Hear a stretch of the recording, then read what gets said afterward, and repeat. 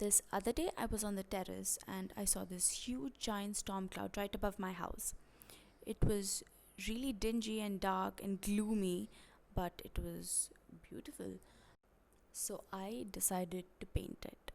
I used acrylic colors for this illustration, and here I'm just pinning down my sketchbook papers. I used the Sennelier in titanium white, 116 high gloss, and I used the Faber Castell black acrylic paint. I ended up using cello tape for this because I was out of masking tape. I just made sure the edges lined up correctly, but eventually you guys will see using cello tape was a mistake because it did not come off well.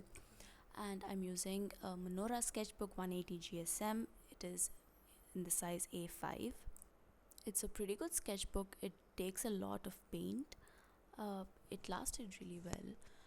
Here I'm just squeezing out some paint on the tile I used as a palette because let's face it, it's aesthetic and easy to clean up. Here I'm just using a paintbrush, dipping it in water and spreading it all over my page. It's easier when the page is wet to spread the paint rather than thinning down the paint itself. It just makes the paint look less dull. And I'm just spreading the paint all over my pages because it's a double spread and not a single page. It doesn't really have to be even because the sky is not even. There's dark areas and light areas, but I will say though, make sure it's just in one direction. I messed up there because I was having a hard time painting and filming at the same time because my tripod was in the way, but it doesn't really make a difference because acrylic paint is pretty opaque and I covered it up. Here I mixed a darker tone of gray and I'm just marking out where the clouds should be. Make sure the spacing is not that even though because it's not realistic. I just took a flathead brush, a dry flathead brush, and I'm blending out the base of the clouds here to smooth out the edges. I continued marking the top part of the cloud and blending out the bottom part. I had the spacing of clouds in mind and I didn't want to make it really symmetrical and cohesive because that's not what sky is. I did place them pretty randomly.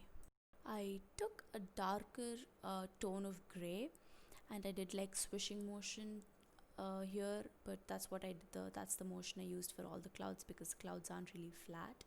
Dark color blend, light color blend, and repeat. That's what I did. The paint does dry pretty quickly because one, it's acrylic paint, and two, we're thinning it out by blending.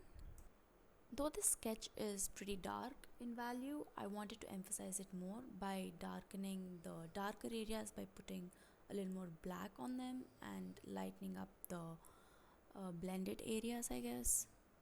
You can use whatever brush you want, but I just kept gravitating back towards the slanted brush. I switched between that and the flathead brushes that I was using. I put more black and then blended it out with white, and again I used a dry brush there, and I just kept going over the same clouds until I was happy with it, and the result was pretty good. I did want to add shadows to the clouds and do a bright red sunset, but I didn't really end up doing that. I was really tired at this point. Filming takes a lot out of you. I forgot how tiring this was. I did like the end result without those as well.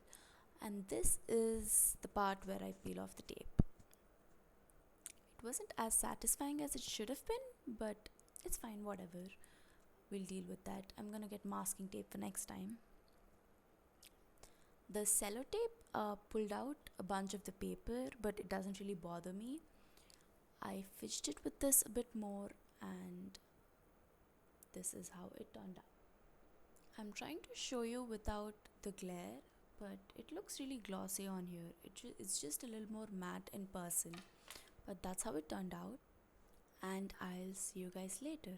Bye.